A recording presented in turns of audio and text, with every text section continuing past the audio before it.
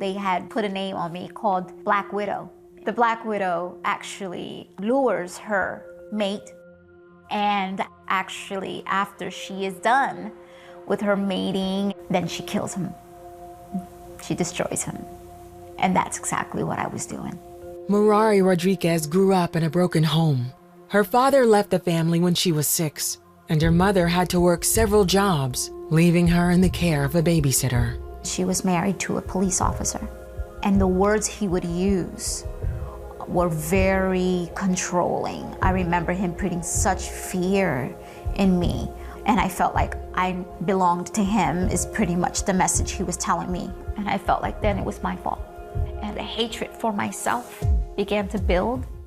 The sexual abuse continued for a year before Merari's mother noticed a change in her daughter's behavior and intervened. But when Merari was 11, it happened again. This time, it was a friend of the family. He was confronted, and I was brought in to the confrontation. And he opened the Bible, and he put his hand on the Bible, and he swore. And I just remember looking at the Bible, and I just remember making the choice. God does not exist. And I decided I will never in my life want to hear God, the name of God, or anything about God ever. Merari became rebellious, drinking, smoking pot, and skipping school. She endured a series of abusive relationships and had 3 children while still a teenager. I felt like I became a label. I felt like I had written all over myself, I'm fatherless, I'm alone, and I have no protection, so come and hurt me, use me, abuse me, because it just continued to happen everywhere I went. When she was 18, Merari felt she had found the answer to her problems when she was introduced to witchcraft and the goth subculture. They seemed so together, and they kept always talking about power and how you can have power now to control someone else. And all my life I was controlled, and now I wanted to control. She was baptized as a witch and given a special name. She began to cast spells to control those around her. Just had this spirit of promiscuity and sensual over me that I can have anyone that I wanted. And I didn't want anything with them. I just wanted to control them. I felt like I can now, protect myself. I felt like I can protect myself now from men like that and from anyone else that would hurt me. Merari continued to advance in the occult, but when the other witches wanted to initiate her children, she decided to break away.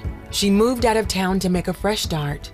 She thought she had left it all behind, but one night at home, she had a terrifying vision. I see this beast just standing in my yard.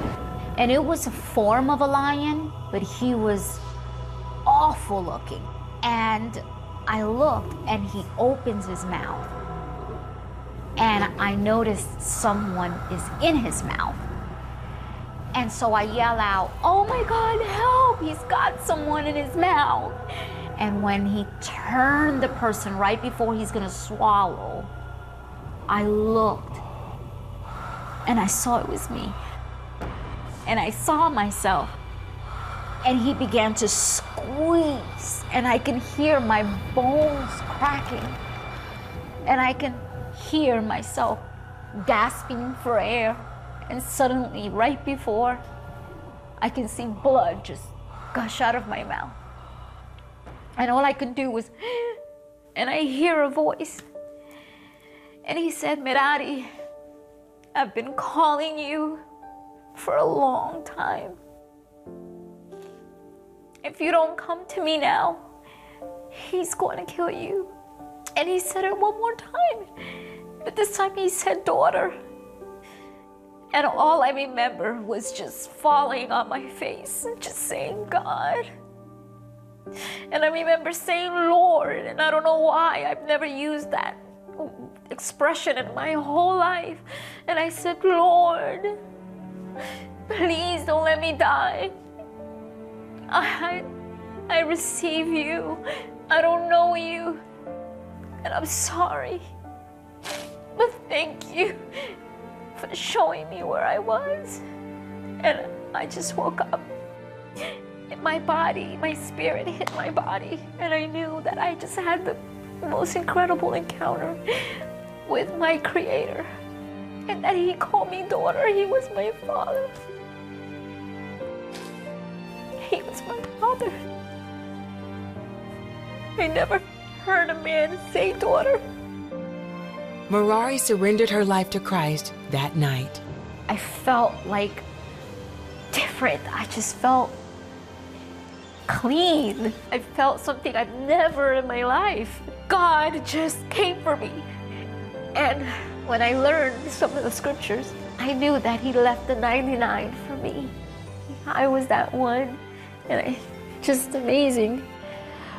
But I knew I was different. I felt renewed. I felt free. With the help of a friend, Merari found a church and was baptized a Christian.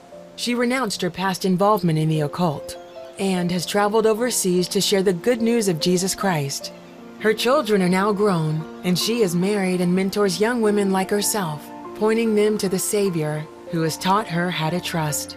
I have no control.